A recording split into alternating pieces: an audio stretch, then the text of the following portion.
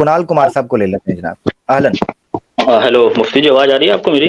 जी हाँ, बिल्कुल आ रही है। अच्छा, ये नकीम अहमद साहब स्टेज छोड़ दीजिए, जो भी हाँ, कर रहे हो वो स्टेज छोड़ दें। जी जी कुणाल भाई। जी जी, मुफ्ती साहब नमस्कार। मैं एक हिंदू हूँ जी और मेरा आपसे क्वेश्चन है कि हिंदू होने के नाते मैं मूर्ति पूजा करता हूँ, तो अकॉर्डिंग टू इस्लाम मेरा क्या होगा? मतलब क्या मरने के बाद क्या होगा, या अकॉर्डिंग टू इस्लाम मैं क्या हूँ?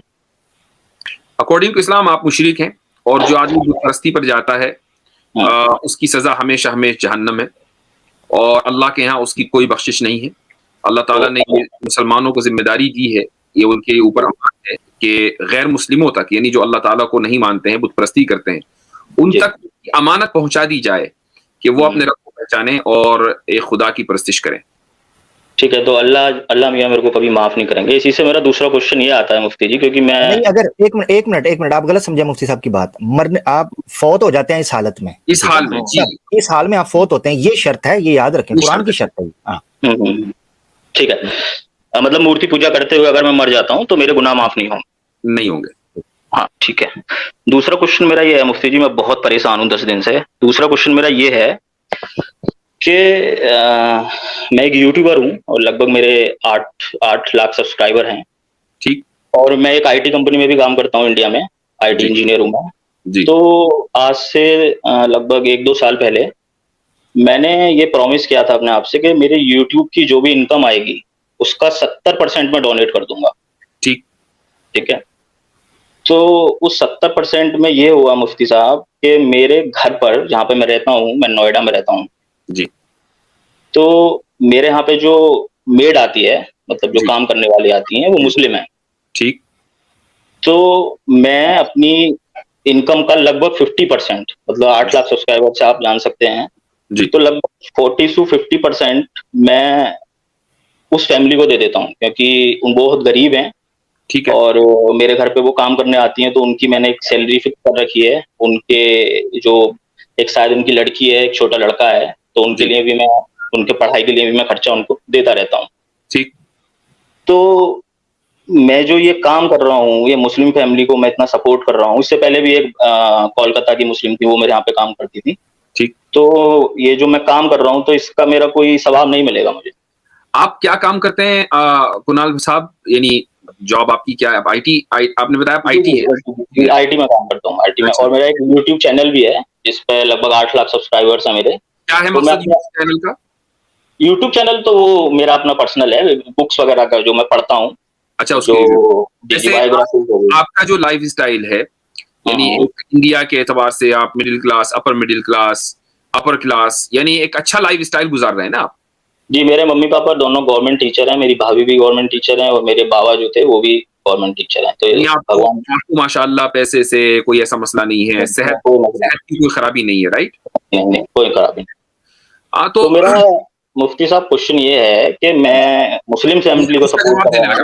लगा। मेरा मेरा जवाब सुन लीजिए। देखिए, जी। जो गैर मुस्लिम हजरात हम्म, जो खुदा को नहीं मानते हैं हम्म, और दिल के बड़े अच्छे होते हैं, जैसे आप हैं, हम्म, आप एक मुस्लिम फैमिली की मदद कर रहे हैं, गैर मुस्लिमों की भी मदद करते हैं, हम्म, तो आपकी जिंदगी में बहुत सारी जो खुशियां हैं, जो आसानियां हैं, जो आसाइशें हैं, वो दरअसल इसी मदद के नतीजे में है। अल्लाह ताला जो है उसने कुरान करीम में जगह जगह, अहादीस में रसूलुल्लाह सल्लल्लाहु अलैहि वसल्लम की ज़बानी जगह जगह ये बात है कि गैर मुस्लिमों को उनके किए का बदला इस दुनिया में मिलता है। बहुत सी चीज़ें ऐसी हो सकती होंगी, मसलन रिसेशन आया जगह जगह, आपकी जॉब जा सकती होगी लेकिन नहीं गई। या ये कि आप खुद अपने आप को देखें कि इंडिया में इस वक्त जो यूथ है, बड़ी तादाद ऐसी है जो जॉबलेस है, उसने डिग्रियां हासिल कर रखी हैं लेकिन जॉब उसके पास नहीं है। आप उनमें करोड़ों में बेहतर हैं, ठीक है? और इस तरीके से नहीं, इस तरीके से बेहतर है कि आप न सिर्फ ये कि खुद आसानी के साथ खा रहे हैं, पी रहे हैं, बल्कि आप दूसरों को खिला रहे हैं, पिला रहे हैं। तो आप करोड़ों में अगर, और आप दुनिया के एतबार से देखें तो आप अरबों से बेहतर हैं। तो ये जो आप बेहतर जिंदगी गुजार रहे हैं, तो आपने कोई कोई कॉन्ट्रैक्ट तो किया नहीं था कि नहीं जी मुझे तो बेहतर जिंदगी गुजारनी है। ये महज उस ऊपर वाले का फजल है कि उसने आपको दिमाग दिया और आपने पढ़ाई की, आपको पढ़ाई में सक्सेसफुल बनाया, उसके बाद आपको जॉब दी। आप जैसे बहुत से लोग होंगे जो आपके मकाम तक नहीं पहुंचे होंगे, लेकिन वो आप उनके मकाम से बुलंद हैं। ये दरअसल उस नेकी का बदला है जो आपको यहाँ मिल रहा है। ठीक है, ये नेकी का बदला मुझे यहाँ मिल रहा है जी। लेकिन मैं तो जैसा मैं बताते हैं, जैसा कि मैंने पढ़ा तो नहीं है कुरान ज्यादा मैंने, लेकिन जैसा बताते हैं कि मैं तो अनंत काल तक झंडू में रहने वाला हूँ। और जी। अनंत काल मतलब इटर्निटी। हाँ, इटर्निटी। जी जी, अनंत इटर्निटी तक मैं तो झंडू में रहूंगा, क्योंकि मैं तो मूर्ति पूजक हूँ। ठीक। तो वहां जाके तो मेरे को मुफ्ती साहब इजाजत दीजिएगा, एक मिनट में जरा अपनी बात मुकम्मल कर लूँ साद भाई, फिर मैं आपको कह दूंगा। जी, तो यानी आप ये कहना चाह रहे हैं कि मैंने जुर्म कम किया है और सजा मुझे इटर्निटी की मिलेगी, ये कह रहे हैं ना? नहीं, हाँ, मेरा जुर्म, देखिए मैं एक हिंदू फैमिली में पैदा हुआ, तो मेरा तो कोई कसूर है नहीं, है या मेरा कोई कसूर? आपसे दो सवाल है इस सवाल में, दो सवाल है। पहला सवाल ये है कि मैं एक हिंदू फैमिली में पैदा हुआ, मेरा कोई कसूर नहीं, पहला सवाल तो ये है। तो दूसरा सवाल ये है कि मेरा अगर जुर्म है भी कोई, तो वो तो ये है कि मैंने खुदा की इबादत नहीं की, तो उसकी सजा मुझे इटर्नल क्यों मिलेगी? ये दो सवाल हुए ना, दो ही हुए ना? नहीं, मेरा सवाल ये है कि मान लो जैसा कि आप बोलते हो कि इस्लाम ही सबसे सच्चा धर्म है और अल्लाह ही केवल खुदा है, मान लिया, ठीक है, और मुस्लिम ही उसके बनाए हुए सच्चे वो है जो जिनको वो पैदा करता है, जो अल्लाह को मानते हैं। तो मैं तो जैसे कि अभी ईद पर वो मेरे से छुट्टी लेके गई है, मैंने उनको 4 दिन की ईद छुट्टी आ रहा है, बार बार खटखट की आवाज। जी जी, जैसे कि अभी ठीक आ रही है जी जी, जैसे कि जैसे कि अभी वो ईद पर गई हैं, तो मैंने उनको 4 दिन की छुट्टी दी है। ठीक ठीक है, तो मेरा कहने का मतलब वो तो ईद पर गई हैं, तो इसका मतलब वो अल्लाह को मानती हैं, ठीक है, और अल्लाह की वो पूजा भी करती होंगी। तो जब मैं मुसलमान जो अल्लाह को मानते हैं और आप बता रहे हैं कि अल्लाह ही सबसे अल्लाह ही केवल एक खुदा है, तो जब मैं उनके बनाए हुए मखलूक की सेवा कर रहा हूँ, तो फिर अल्लाह मुझे नर्क में क्यों भेजेंगे? इसका जवाब यह है कि एक आदमी मसलन ये कहता है, मैं एक मिसाल दे रहा हूं, मैं आपको उस मिसाल पर फिट नहीं कर रहा हूं, मिसाल समझाने के लिए है। एक आदमी ये कहता है कि मेरे मोहल्ले में एक गरीब आदमी रहता है, जब मैं उस गरीब आदमी को देखता हूं तो मैं उसकी झोली में 1 रुपया जरूर डालता हूं, लेकिन साथ में वो आदमी रोजाना एक कत्ल भी करता है। तो महज इसलिए कि वो किसी गरीब आदमी की झोली में 1 रुपया डालता है, उसके कत्ल का जो गुनाह है वो माफ नहीं होगा। ठीक है, ये दोनों में फर्क है ना? तो इसी तरीके से एक आदमी अगर किसी मुसलमान की या गैर मुस्लिमी की या किसी भी गरीब आदमी की, चाहे वो मजहब से रिलेटेड हो या ना हो, उसकी मदद करता है, तो ठीक है, अच्छा काम है। लेकिन साथ में खुदा जो उसका बनाने वाला है, कि जिसका सबसे बड़ा हक उसके ऊपर है कि उसकी इबादत की जाए, उसकी वो हक तलफी करता है, तो हक तलफी का गुनाह तो उसको मिलेगा, उसकी सजा भी उसको मिलती है। तो मुफ्ती जी, आप जो मैं मूर्ति पूजा कर रहा हूँ, तो आप इस चीज को मैं क्या समझूं कि आप कत्ल से जोड़ रहे हैं? नहीं, मैंने तो पहले ही कहा, तो मैं ये नहीं कह रहा हूं कि मैं आपके ऊपर एक मिसाल दी है मैंने आपको समझाने के लिए, लेकिन इतना जरूर है कि जो शिर्क करता है और खुदा की इबादत नहीं करता है, शिर्क करने को कुरान करीम ने सबसे बड़ा ऑपरेशन, सबसे बड़ा जुल्म करार दिया, यानी कत्ल तो छोटा है, सबसे बड़ा जुल्म है। और अब मैं उस सवाल का जवाब देता हूं कि एक आदमी जो इस हाल में मर जाता है, वो इटर्निटी के लिए जहन्नम में क्यों जाएगा? उसकी वजह है, उसकी सिंपल वजह है। देखिए, खुदा जो है वो लिमिटेड नहीं है, वो खुदा अनलिमिटेड है, उसका इल्म अनलिमिटेड है, उसकी हिकमत है, उसकी विजडम, उसकी नॉलेज, उसकी कुदरत, हर चीज अनलिमिटेड है।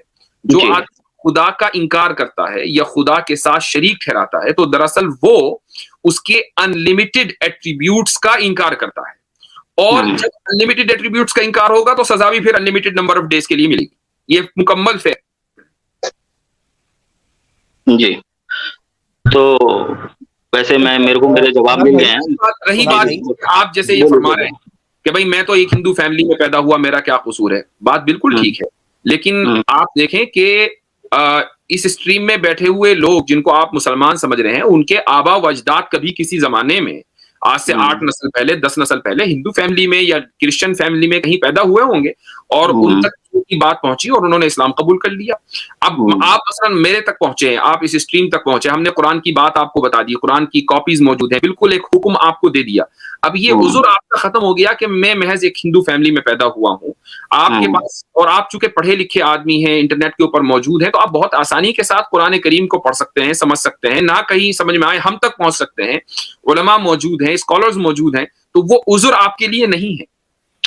ठीक है, वो मैं मुफ्ती समझ गया कि मैं कुरान के डिटेल्स में एक मिनट रुकिएगा ना, क्योंकि भाई बहुत लोग हैं ना यार, मेरे भाई, प्यारे भाई, मुझे पता आप बात करना चाह रहे हैं, मेरा भी दिल कर रहा है बात करें, आप बड़ी अच्छी बात चल रही है, मुझे सीखने को मिल रहा है, दोस्त बहुत हैं यार पीछे, उनके साथ ज्यादा। बस मुझे एक कंक्लूजन करके जाने दो, फिर मैं जा रहा हूँ अपना, 1 मिनट दीजिए मुझे।